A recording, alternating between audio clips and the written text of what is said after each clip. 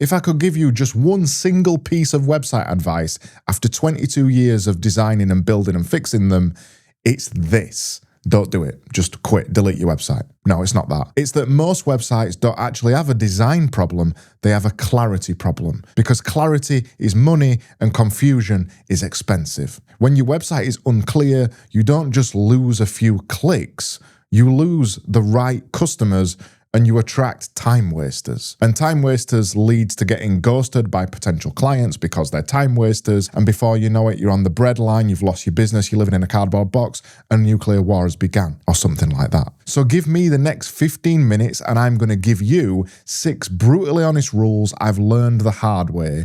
Rules that will make your site convert better without you needing to redesign the whole damn thing. And yes, I do have a black eye. Somebody didn't like what I said about Webflow.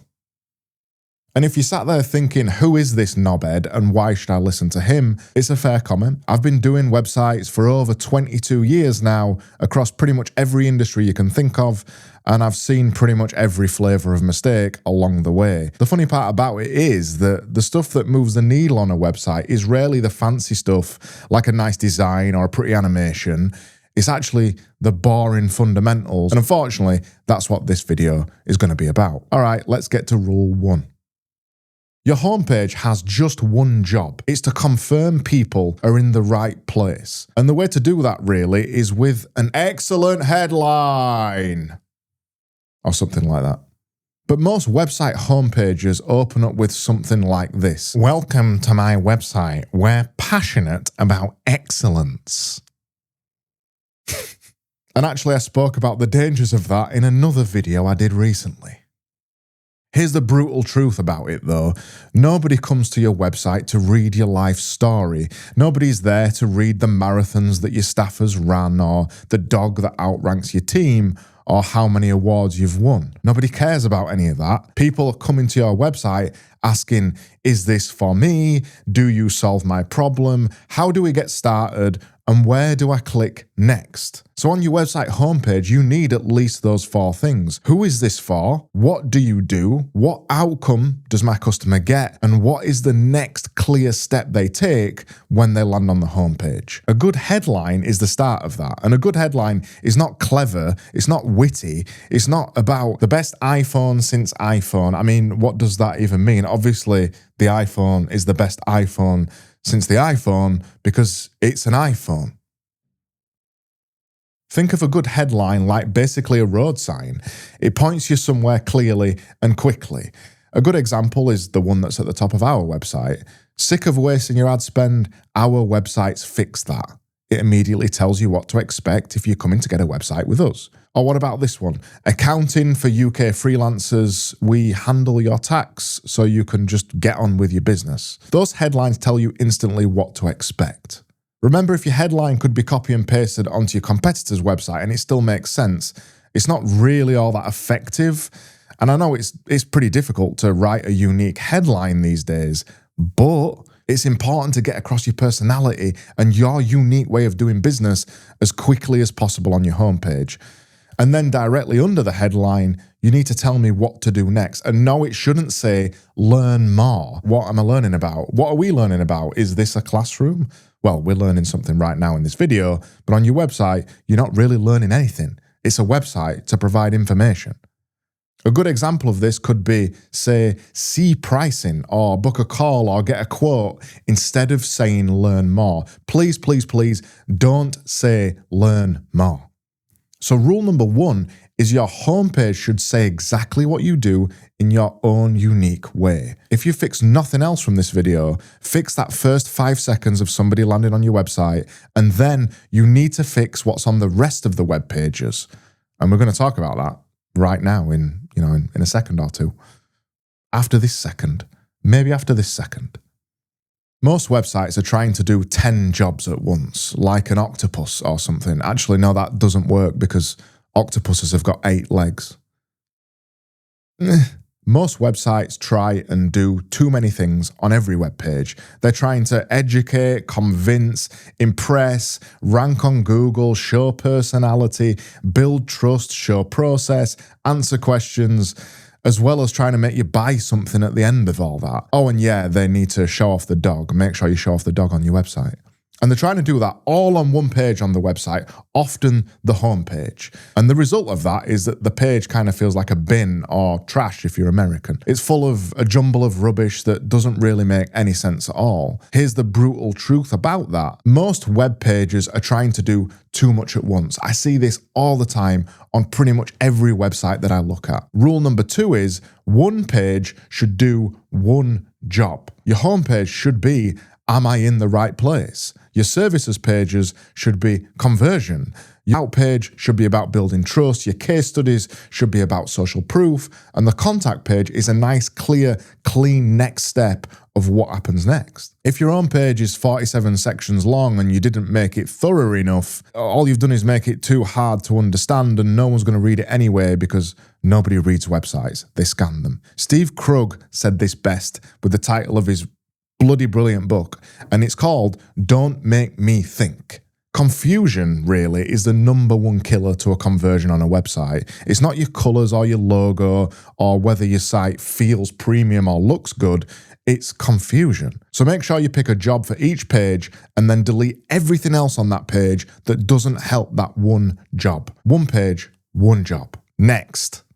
Let's talk about the navigation, the menu on your website. If your navigation says something like solutions or offerings or capabilities, I'm already annoyed as fuck and I'm going to click off your website. Honestly, those words mean nothing. Those words are business gobbledygook nonsense bullshit speak, and they're not customer speak. You're not talking to your actual customer. The brutal truth of that is that most navigations or menus on websites, they're just, there's no other way I can put it, to be honest. They just are. Yeah. They're overcomplicated. They're full of long words. There's too many items. They're confusing. Nobody understands them. They're just confusing bollocks. Instead of saying solutions, say what we do. Instead of saying something like budget or investment, just say pricing. And that's if you're brave enough to put your pricing on your website, which, by the way, you should be. Instead of saying location, say how to find us. These are simple rules to follow. Make your navigation very clear. Here's rule number 3. Keep your navigation 4 to 6 items long and then also keep them very, very simple. Remember, some people are going to come to your site and they're going to be using screen readers and the website is going to be getting read out to them by a device. And if it's complicated with like weird nav items, it's even harder for them to read it. And if you have 12 links in your top menu, what you're really saying to a potential customer is, well, I couldn't really decide what goes on the website. I couldn't be asked. So I threw it all at you and now it's your problem.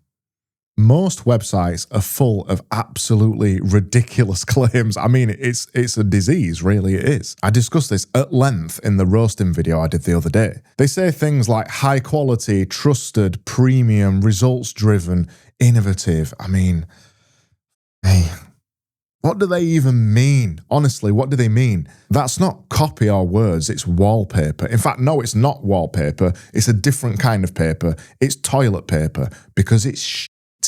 The web is basically a liar factory. Everybody claims that they're the best. Nobody believes it. And that's the way that the web is. The brutal truth of it is that if you don't have proof of saying something on your website, you shouldn't be saying it at all. Otherwise, you're lying, and we shouldn't be lying to our customers. You need proof to say things like numbers to prove that you did it, before and after photos, real screenshots, specific testimonials, case studies, clear examples of work, logos of the clients you've worked with, but only if they're real. Don't be that wanker that puts fake logos on your website like the BBC. Please don't be that wanker. And if you are going to use testimonials, they need to be specific, not great service, highly recommend, and they don't want to be overly long either, and they want to be video if possible. A good testimonial basically just says what the problem was, how it got fixed, what result it got, and why you were different and how you approached it. It doesn't need to be war and peace. Rule number 4 is proof always beats promises. every single time. If you have no proof of the thing that you want to say, go get proof. Build one case study, show one before and after, put one real result on your website. Any of that is worth way more than rewriting your entire website to put more nonsense words in there like, I don't know, leading agency or award winning or working nationally. What does that even mean? Okay, let's next talk about website performance. I know I'm sorry you're going to turn the video off in a second because it's boring as shit, but we'll work through this together. Let me just get a drink. Let's do it. It loads eventually. It's fine on my phone. No, it's not fine. Your website is pretty much just shit money. It's leaking, pissing money out. Any other way I can say that so it's even more emotive? No.